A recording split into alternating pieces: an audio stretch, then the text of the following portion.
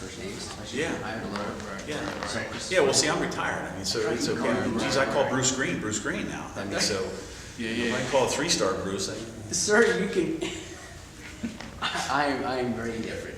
But you should start. This is Major Chris Parker. Take one. Yeah, he's already filming all this. Are you kidding me? He's already getting it all. He's gonna have this is gonna be the blooper scene. You got the behind the scenes. And so, well, I guess we go on. Okay, come on. So you go into the purpose, or you do all that at another time? No, yeah, I'll bring it right into the beginning. Okay. And show you. You ready? Okay, right. All right, sir. Today it's an honor to come here and spend some time with you and to go over your opportunities, your times as an MSc. This year we had an opportunity to go through, and we've been tasked as young healthcare administrators to put together an opportunity to go through and look at all the prior corps chiefs, look at their leadership opportunities, leadership skills, leadership traits, things that made them good MSCs. What was it that made them a good MSc that helped rise them through the challenges and the struggles they face as an MSc, and different leaders as a squadron commander, as group commanders, and then ultimately in the role that you were in as our senior MSc. What we like to do today is kind of go over a few of the challenges, struggles, and maybe some of the highlights that you had in your career as an MSc, as well as our corps chief, and what did you find of value as your corps chief. So going through these questions, I'm looking at it, and I went through your bio and I saw that 35-year career. I mean, it's absolutely amazing to do that and start off as an enlisted airman and then coming through and coming up in the ranks. So the question I have for you is, can you offer some examples of lessons learned, setbacks, and barriers that you faced throughout your career as MSc? Well, thanks, Chris. I really appreciate the opportunity to be here and to do this. I think it's a great project, and I think I'm looking forward to hearing from the rest of my fellow corps chiefs to see what they have to say about some of these things. So, as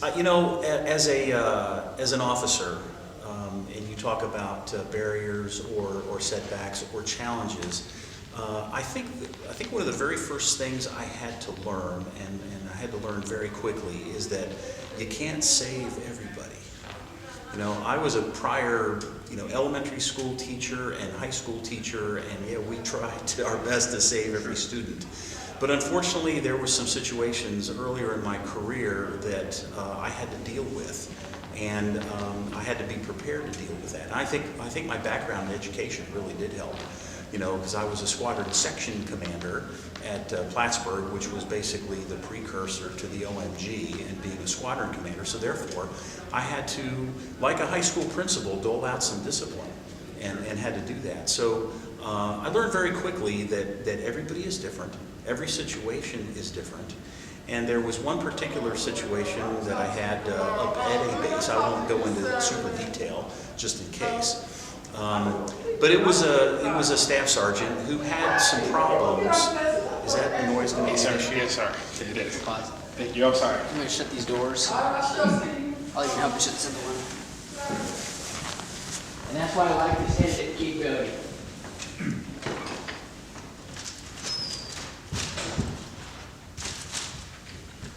Sometimes these guys forget.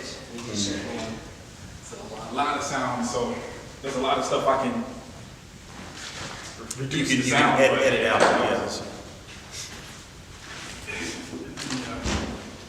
While we're doing that, He was telling me he can take like all the background sound off. I'm gonna add the field recorder so we can get the audio separate, and that'll help in case something else.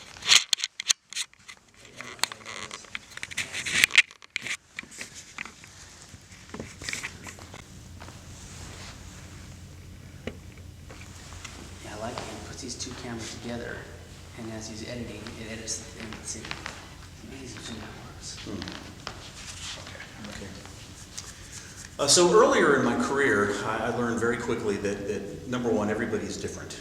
And you had the mission that you needed to take care of, and that had its unique problems. But you also had some personnel problems to deal with. And so as that squadron section commander up at this particular base, I had an issue to deal with a particular person who did not like his supervisor only because she was a tech sergeant and a woman. And so therefore, there was lots of problems with this individual because of his beliefs and his idea of what a supervisor should be. And so I had to take action against this individual on several occasions because he refused to listen to a supervisor who was doing a great job, giving him great direction. And unfortunately, I eventually had to put this individual out because it was just not conducive to good order and discipline. I even had another officer, a line officer, come over from social actions to sit down and talk with this individual.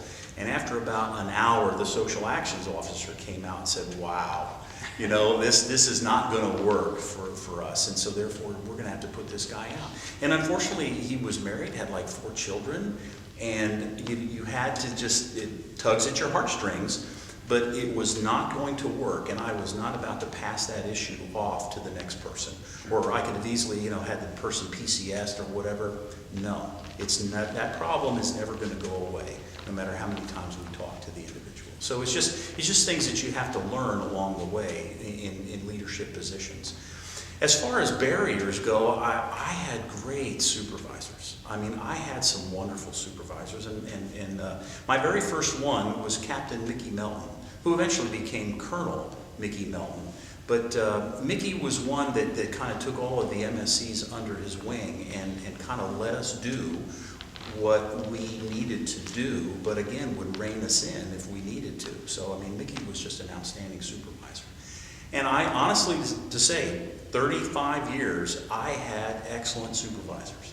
I worked for some people in certain situations that were difficult to work with, but I learned how to adapt to them because that's what you do as someone who is working for a superior officer. You have to adapt. And as George Patton once said, you can learn a lot about a leadership working for someone who is a bad one. You learn what not to do. And in a book that I'm going to mention later, he tells several stories of working for individuals that was very, very difficult, but he learned from them how to be a good leader. And so the barriers were very easy in my career. And I think you said there was 3 items besides barrier. Correct. So the lessons learned, setbacks, and barriers. Okay. Well, setbacks, I really can't recall any serious setbacks in my career per se. There was always setbacks, with let's say sequestration or no money, or back in the early 90s when we had all the force reductions and things like that, and so people had to work twice as hard to get things done. And of course, we went through the Cold War. We went through Gulf War I, Gulf War II, all of those types of things. I really wouldn't call them setbacks, but I would call them leadership opportunities to make sure that things got done, the mission got done. Absolutely.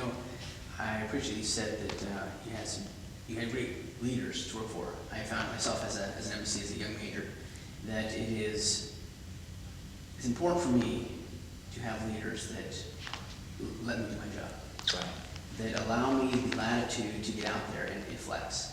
Roll me in like a little out there, and I appreciate that, because sometimes I want to go out and do some stuff, but allow me the opportunity to grow. And I think you've had some great leaders who allow you to do that, and in doing so, get you where you need to be in. Yeah, exactly. And micromanaging is not a sign of a good leader in my opinion. So I really was never micromanaged, and so therefore I made sure that I didn't do the same thing. And if I found myself trying to do that, I'm thinking, well, why am I doing that? Is there an issue that I need to be a little bit more concerned about? Yeah, micromanaging is not one of my styles. No, definitely not. All right, there's the first question. Okay, perfect. Yeah, nothing drives me more crazy What's that? than a boss that wants to go on it.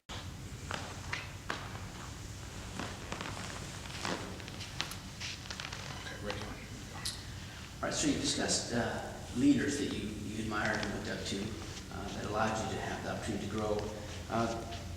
Tracking them and watching them, what leadership skills did you find most important during your tenure as an embassy? What would you find was most important? Well, at this point, I'd like to bring up my prop, the book called 19 Stars by Edgar Currier.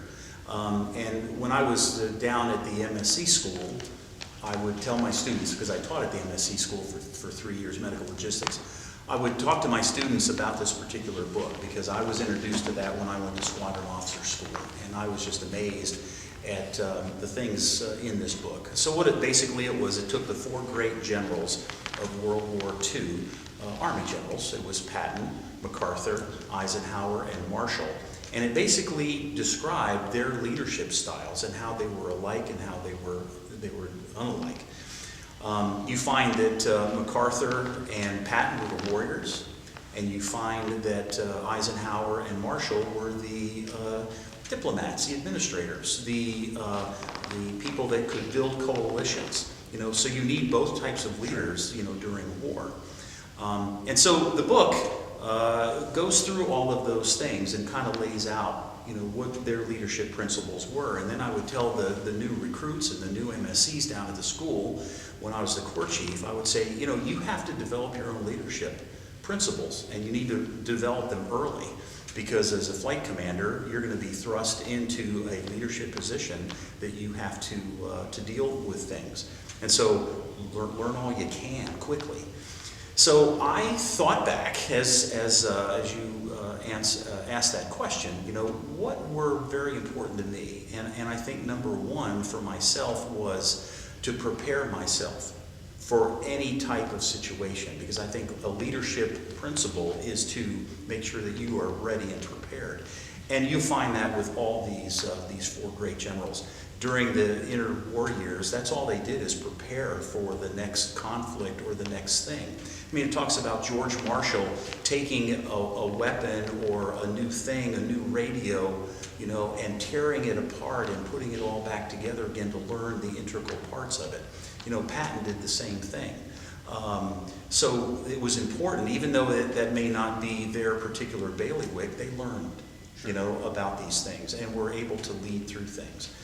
I think the second thing, besides being prepared, is being out in front. You got to lead from the front. And I would tell the story about the prime example. Second Lieutenant Potter reports to Whiteman Air Force Base.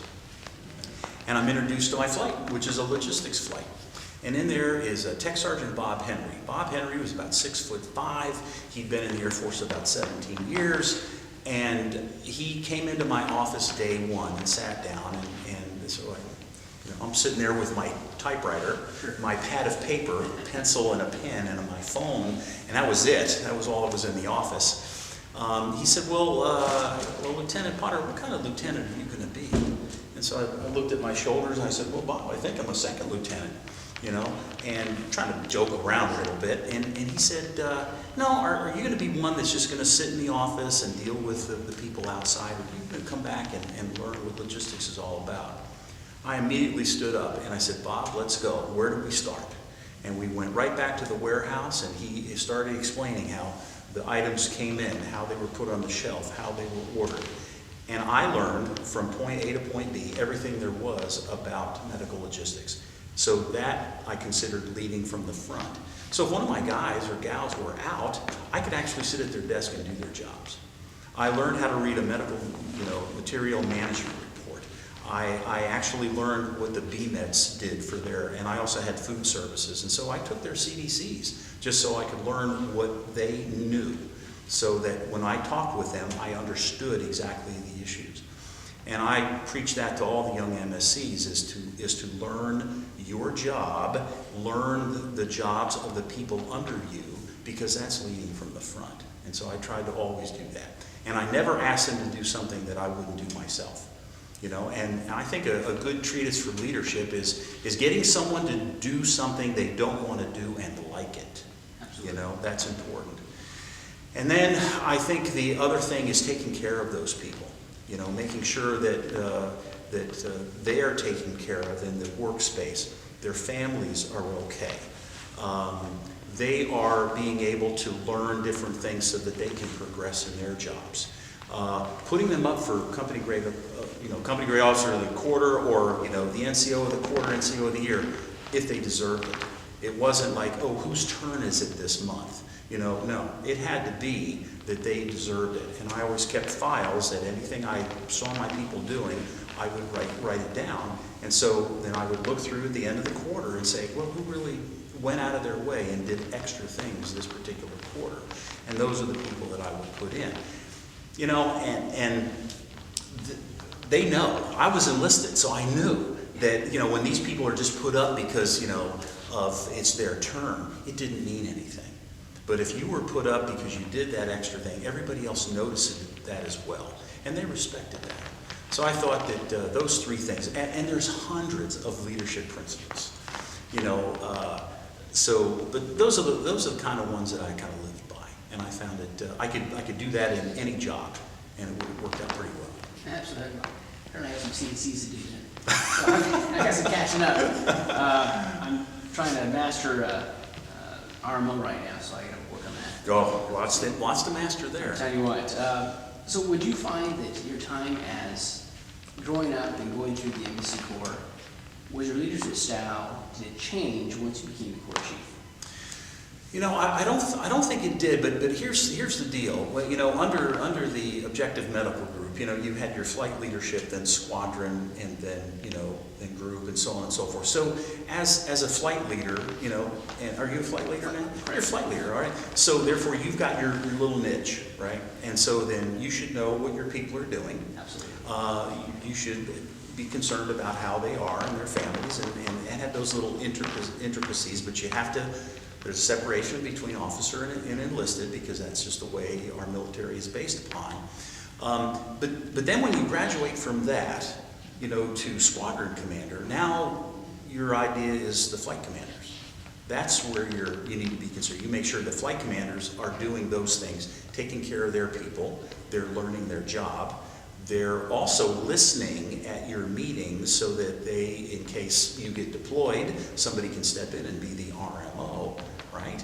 So I always told the MSCs that, be a generalist, know something about all of the jobs that an MSC does, but be a specialist in one. In case you're deployed and you need to do that particular job, be an expert, all right? And that was the old argument when I came up, generalist, specialist. Well, yes. You can be both. You can really understand all the other jobs, but really understand one. I was a logistics officer, for 13 years before I started to get into squadron command and stuff. So I pretty much knew logistics. I wanted to be the logistics corps chief, right? Well, I missed the mark.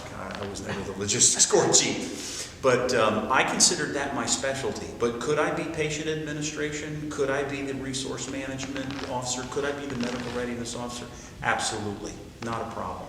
And matter of fact, when I deployed, I did several of those things as a sideline because we just didn't have enough. So it's worth knowing all of the jobs. And then when you get from squadron, then you get into group. Now you're worrying about those squadron commanders. So maybe 4 of them, maybe 6 of them. But again, the mission now becomes a little bit more important at the squadron level. The mission becomes extremely important at the group level, because now you're taking care of the wing commander, you're taking care of the entire wing, you're taking care of those people. So I don't think it really changes. I think your focus may change a little bit, the scope may change a little bit. As a group commander, am I going to know every single name of every single person in my, at MacDill I had like almost 700, 800 people. I tried to.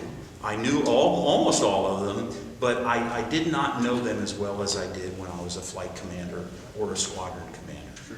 But again, those leadership principles still need to be the same. As a group commander, I needed to be out front. As a squadron commander, I needed to be out front, taking care of my people, knowing my job. If anything came around, I needed to be aware of it. So I don't think they really change as much. And then when I became corps chief, I had the whole corps. But again, at that point, I wasn't a commander. I wasn't in command of it. All right, sir. So as we go through, we sent you a survey, and in that survey was to ask you a series of questions to find out what type of leadership traits that you had. Now, we asked a very challenging question that was to reflect upon your time as an MC, and luckily for you, it's been relatively recent, and the others are a little older. As you complete the survey ranged from 1 to 25, and there are about 7 different aspects within leadership that it feels that you have your strengths or your weaknesses in. the strengths that I found that you had yours, you know, 3 or 4 that were like right up there at 25. I said, wow.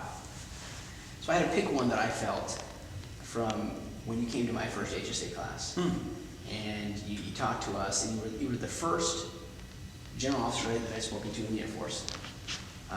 You were the first key leader as an MSC that I ever talked to. And so it was interesting for me to watch and to listen to your leadership philosophy. And the one that stood out to me the most was the one that I chose was inspiration and motivation. I felt that you have a tendency to inspire others to follow, to want to do what you've asked them to do, even though they might not like it. They might not want to, but they do it because you asked them. And so the question is, inspirational motivation is described as developing and articulating an organizational vision and inspiring others to perform beyond their capability. And I think that from what I saw in I was only in a year when you retired, but from what I saw in that year, I think you inspired. And so the question I have for you is, how did you inspire those around you to accomplish more than they thought possible? Well, again, I literally would go back to, the book 19 Stars as I was, reading through that and understanding what these guys, and people that I knew personally and how they inspired. Communication, for Patton was huge. He could give the speech, the patent speech and so on and so forth. And certain speeches will inspire people, but I think what will inspire the folks is again, as we talked before, if you lead from the front and you are doing the same things that you want them to do, then when you talk to them, they will do it. They will be inspired to do it because they're not just doing it on their own, you're doing it with them. And so they see the importance of that. And as long as you explain what the big picture is, that we're doing this because of this, and now it's interesting how leaders have to go through the millennials, have to go through the Gen Xers, have to go through all these different groups of folks that they're leading, and they may have to adjust their leadership style based upon, who they're dealing with, So these guys had the greatest generation to deal with, because we were in a war, a world war. They were able to inspire people to do. I mean, think about what Patton did for the Battle of the Bulge, to get his Third Army, to jump out of a fight that they were already in and march for 48 hours to go up to the Battle of the Bulge. He said, "There's guys up there that are surrounded, and we need to relieve the column." Right? And so, that was an inspirational thing that Patton did. Now, I'm not saying that his men loved him. He was all blood and guts Patton, right? And, our blood, his guts, but he did inspire folks to do things. And so did General MacArthur, by asking his subordinates to do certain things, in the Philippines those two are different again than Eisenhower and Marshall. I mean, Marshall was the quiet leader. I mean, think about the things that he did in the Pentagon to administrate the war and to get the money needed to get this what was needed and all the things that he had to do. But he again showed great leadership, and Eisenhower putting the coalition together to put together Normandy. So I think all of them inspired, and I think again guys like Curtis LeMay and some of the other Air Force great leaders, our chiefs. We're sitting in a room that has the portraits of all of our chiefs. And before we started the interview, I went all the way back to Larry Welsh, which was the first chief I ever heard speak. Back in 1982. So they also inspired leadership. And so talking to people and explaining to them what you're doing for what reason, I think was important. And the only way I could get to a lot of MSCs was through my little blurbs in the MSC newsletter. So I tried to, give stories or give inspirational things that would maybe inspire them to be a better leader themselves. And if I was going to tell the new group anything, because General Burks is now the Corps Chief, I would tell them to do some of the things that we've talked about today, and as far as study, learn all you can, lead from the front, and that's what I consider inspiring. Absolutely. Because I'm inspired by that. You know, if somebody stands up in front of me and tells me those things, I'm inspired, and therefore I try to do the same. I try to use humor. At all my staff meetings, I would bring in a little joke or something like that. And when I did my squadron, squadron command calls, I would, tell a few jokes or whatever just to kind of loosen up the crowd. But I think having a good sense of humor is important as well. Because if you're a stick in the mud, people may not necessarily want to follow you. Yeah, absolutely. I think that 2 points there that I really appreciate, and that is, I think we looked at the new millennials, the Y, the X generations. The one thing they have in common is you teach them the whys. I think if they understand the why am I doing this? We've passed the generation of just do or die. It's now, I need to know why. And if they understand the whys, then they choose to follow you. And when they choose to follow you, then you have buy-in. And they have ownership of the program, of the plan, more so than when I'm directing you to do it. I think sometimes it can be tiring to always explain, and I don't think at all times you need to explain. Exactly, and all times you can't explain because you have to do certain things and you're making that decision. But as long as they know that you're making that decision based upon your knowledge and their trust in you to lead them the right way, they will follow. Absolutely, and I think it's trust. That once you have the buy-in, even when things are hard, they'll still do it. Yeah, Absolutely. exactly.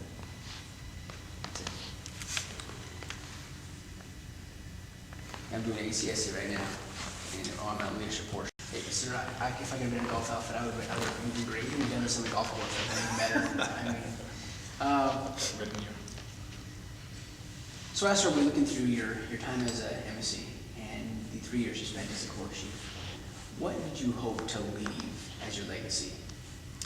When I talked to Mike Miller, General Miller, about this when he was leaving, and I said, General Miller, you're able to do this, this, and this, and I kind of talked to him, Pat Lewis, General Lewis, Colonel Miggs. Matter of fact, I spoke to General Wyrick about this on a couple of HSA dinners, and kind of like, when you started, what did you go in with? What were your ideas? And most of them said that they had a different set of problems. The problems that Colonel Miggs has as a Corps Chief were not the same as General Lewis had, or as the same that General Miller had, or the same that I was going to have. So it was situational. And so what I wanted to do right away is I felt that we were getting away from the basics and that we were not becoming experts in what we needed to be experts in. Because the only way that a clinic or a hospital, in my opinion, runs well is if a good administrator puts the patient in the room with the provider, with the medical record, with all the medical equipment and supplies necessary in a good, safe environment. That's what administrators or MSCs do. They do all of those things so that the provider has the encounter with the patient, has everything he or she needs. And I said, let's make sure we're doing that. Let's make sure that we're doing everything we can for the appointment system, for getting the provider the supplies that they need, or getting this, or having a safe environment, for facility management. So I thought across the board, I said, are we doing all the right things to make it easier for the patient to be seen? And so then I started preaching about, generalists and specialists, as we talked about before. I said, if you're in resource management like yourself, you're there for maybe 2 or 3 years. You need to become an expert in that and not be thinking about your next job. Because I literally had MSCs call me. I said, they said, well, sir, what do you think I should do next? I'd look up their record, and I said, well, how long have you been there? Oh, I've been here about 6 months. Oh, really? And you're worried about your next job? I said, bloom where you are planted.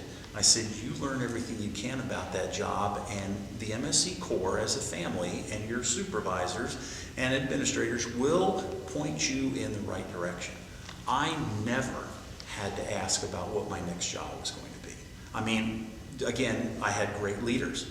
They saw something in me and they would say, well, you need to go do this next.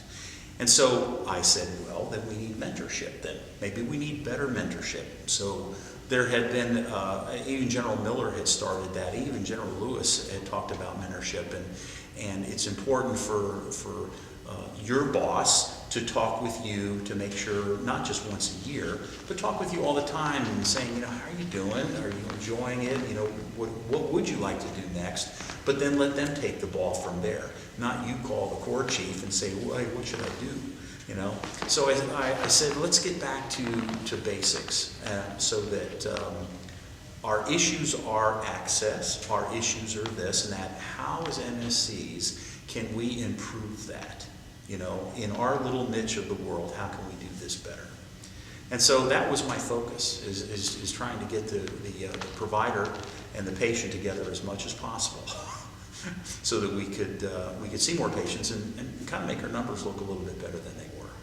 Well, it's interesting you say that because as we talk to the other Corps chiefs, we find that they really agree with you. They say that their problems are all different. The challenges they had based upon economics or number of personnel, there's so many variables that not every 3 years is different. And the situations that you dealt with. I find it very interesting that you being the 19th Corps Chief and having already talked to the 20th Corps Chief, you were about getting back to the basics, getting back to the fundamentals, and getting the provider with the patient. Where now General Burke's focus is patient safety.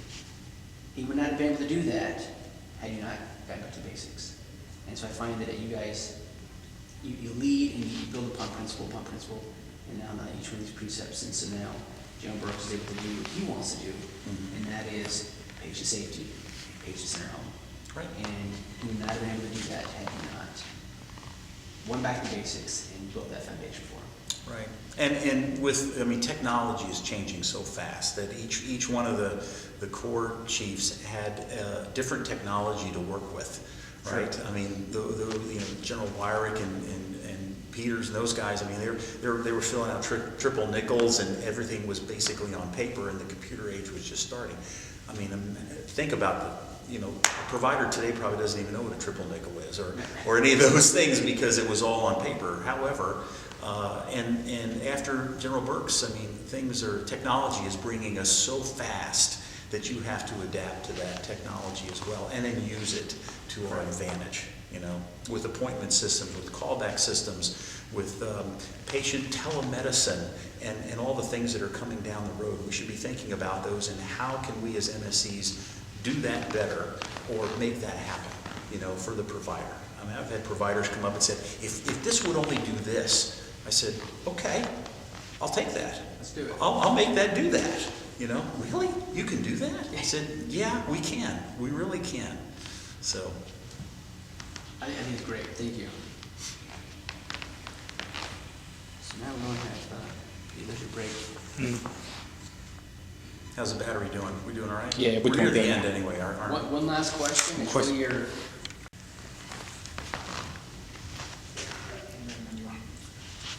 Right, sir. Well, it's been a great time spending with you to go through and discuss your leadership traits, different attributes you had as a leader, and the things you learned from other leaders. Looking at your time in 35 years in the Corps, as we discussed, what would you like to leave the future generations? A lot of money. No. Take it. Take it. No, I think what if I could talk to all the Corps, even the future MSCs, I would talk about one word: dedication. That being in the military, you weren't drafted. You wanted to join. You made that determination or that decision to join, and so be dedicated to it. Again, in the book, it talked about General Eisenhower. When he first came into the Army, he wasn't sure whether he was going to stay after 4 years, and so even in his service school at West Point, he really didn't pay a whole lot of attention to certain things, but he was more interested in playing football and things. But then when he graduated and got into the actual Army, he made a decision that, hey, this is something I'm going to do. So to me, it's a calling. It's not a job. I never said, well, I got to go to my job today. I got to go to work today. It was like I got up every morning saying, man, I can't wait to get into the office. I can't wait to get to the clinic or the hospital or the headquarters or the Pentagon or whatever. I can't wait to get there because every day is different. Every day is going to be new. And so if you come into the Corps and you think it's a job, then you need to get out of my Air Force. You know, you need to go do something else. But if you are dedicated to helping people and to help your staff and to study and be dedicated to the job, those are the kind of folks that we actually need. Because when, you know, as they say, the crap hits the fan, you know, you've got to be ready. And if you're unprepared, you haven't studied, you don't know your job, you thought it was just, you know, a paycheck every 2 weeks, then you're not ready. And so therefore we need folks that are dedicated. So I would tell them to dedicate themselves to all the right leadership principles. And again, there's a balance between family and between the Air Force or the services, and sometimes that's a really tough balance. I mean, I had 2 daughters that when I came into the Air Force, they were already like in 4th grade and 6th grade, and then started dragging them all over the world. But they excelled in it. My youngest daughter, Stephanie, would cry a little bit and says, I'm not going to find a Jennifer like this Jennifer. I said, Stephanie, when we get to the next assignment, you're going to go into that classroom and you're going to find another Jennifer. Thank goodness that was a very popular name, because she found another Jennifer that became her friend. And both the girls kind of excelled and did extremely well in high school and college, and both have successful careers. So the Air Force certainly didn't hurt them. So the dedication to the job, balance of the family, taking care of folks.